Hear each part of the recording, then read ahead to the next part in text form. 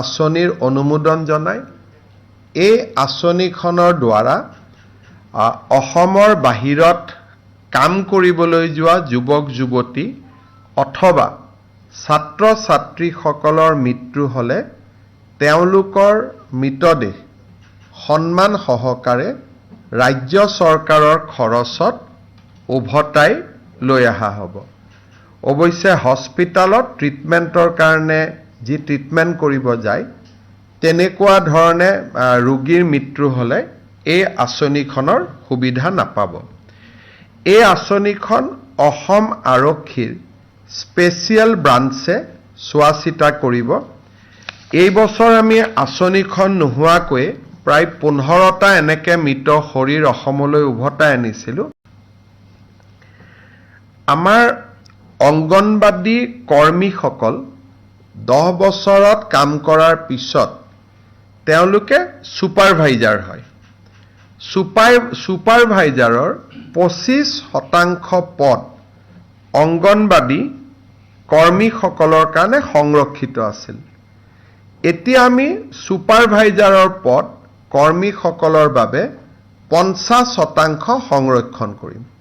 অৰ্থাৎ ICDSত যিসকল ছুপাৰভাইজাৰ থাকে 50% অংগনবাদী কৰ্মীৰ পৰা প্ৰমোশ্যন হ'ব আৰু 50% ষ্টেট লেভেল ৰিক্ৰুটমেণ্ট বৰ্ডৰ পৰা ডিৰেক্টলি ৰিক্ৰুটমেণ্ট হ'ব।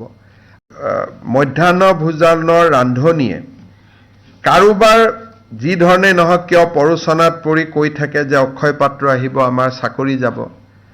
আমি সকলোকে বাৰে বাৰে কৈ আছিলোঁ যে বিশেষকৈ কিছুমান বাওঁপন্থী ৰাজনৈতিক আদৰ্শৰ লোক এই ৰান্ধনীসকলৰ মাজত সোমাই যায় আৰু আন্দোলন কৰিবৰ কাৰণে বাইদেউসকলক লৈ আহে। মই ডিব্ৰুগড়ৰ এখন মিটিঙত কৈছিলোঁ যে চাকৰি যোৱাটো কথাই নাই, 2 এদিনতে তেওঁলোকৰ দৰমহা বাঢ়িব। আজি কেবিনেটে তেওঁলোকে আজিৰ দিনত 1500কৈ টকা দৰমহা পায়। 1 অক্টোবৰৰ পৰা তেওঁলোকৰ দৰমহা আমি 2000 টকালৈকে বৃদ্ধি কৰিছোঁ। অৰ্থাৎ ৰাজ্য চৰকাৰে 500 টকা আগতে দি আছিল, কেন্দ্ৰই 1000 দি আছিল। এতিয়া কেন্দ্ৰই 1000 দিব, ৰাজ্যই 1000 দিব।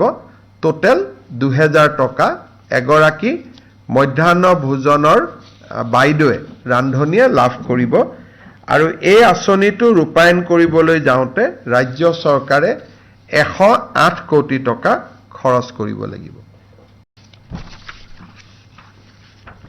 আমাৰ সৰ্বশিক্ষা অভিযানৰ পৰা যিসকল শিক্ষক নিয়মীয়াকৰণ হৈছিল তেওঁলোকে এটা কাৰিকৰী কাৰণত তেওঁলোকৰ যিটো এনুৱেল ইনক্ৰিমেণ্ট জুলাই মাহৰ আছিলে সেই ইনক্ৰিমেণ্টটো তেওঁলোকৰ বাদ পৰি গৈছিলে। আজি কেবিনেটে সৰ্বশিক্ষাৰ পৰা নিয়মীয়া হোৱা আটাইবোৰ শিক্ষক আৰু কণ্ট্ৰেকচুৱেল টিচাৰ যিসকলক আমি চৰকাৰী চাকৰিত নিয়মীয়া কৰিছিলোঁ ছেকেণ্ডাৰীত, হাইস্কুলৰ অতিৰিক্ত শিক্ষক, LPMEৰ কণ্ট্ৰেকচুৱেল টিচাৰ যিসকল নিয়মীয়া হ'ল তেওঁলোকক এইবাৰ আমি বছৰিকীয়া যিটো 3% ইনক্ৰিমেণ্ট তাক এপ্ৰিলত নহ'লে নাপায়, জুলাইত তেওঁলোকৰ নিয়মীয়া হোৱাৰ কাৰণে তেওঁলোকে পোৱা নাছিল। কেবিনেটে আজি বিশেষ সিদ্ধান্ত লৈ তেওঁলোকক ইনক্ৰিমেণ্টটো দিবৰ বাবে সিদ্ধান্ত গ্ৰহণ কৰিছে। কেবিনেটে আজি 2টা বাজেটত ঘোষণা কৰা আৰু 2টা ডাঙৰ সিদ্ধান্ত বাস্তৱত ৰূপায়িত কৰিছে। ৰাষ্ট্ৰীয় স্বাস্থ্য অভিযান আৰু সমগ্ৰ শিক্ষা অভিযান, লগতে APDCL, APGCL আৰু AEGCL, Assam power generation corporation, Assam power distribution company, Assam electricity grid corporation, national health mission আৰু সমগ্ৰ শিক্ষা অভিযানত ইয়াতে কাম কৰি থকা সকলো কৰ্মচাৰী আমি আপোন ঘৰ আঁচনিৰ সুবিধা দিম। অৰ্থাৎ ৰাজ্য চৰকাৰৰ কৰ্মচাৰীয়ে যেনেকৈ আপোন ঘৰ আঁচনিৰ সুবিধা পায়, এতিয়াৰ পৰা ৰাষ্ট্ৰীয় স্বাস্থ্য অভিযান, সমগ্ৰ শিক্ষা অভিযান আৰু অসম ৰাজ্যিক বিদ্যুৎ পৰিষদৰ 3টা কোম্পানী এই আপোন ঘৰৰ সুবিধা পাব। অৰ্থাৎ নিজৰ ঘৰ নিৰ্মাণৰ বাবে তেওঁলোকে 30 লাখ টকা বেংকৰ পৰা উইদাউট গ্যাৰেণ্টি তেওঁলোকে ল'বলৈ সক্ষম হ'ব।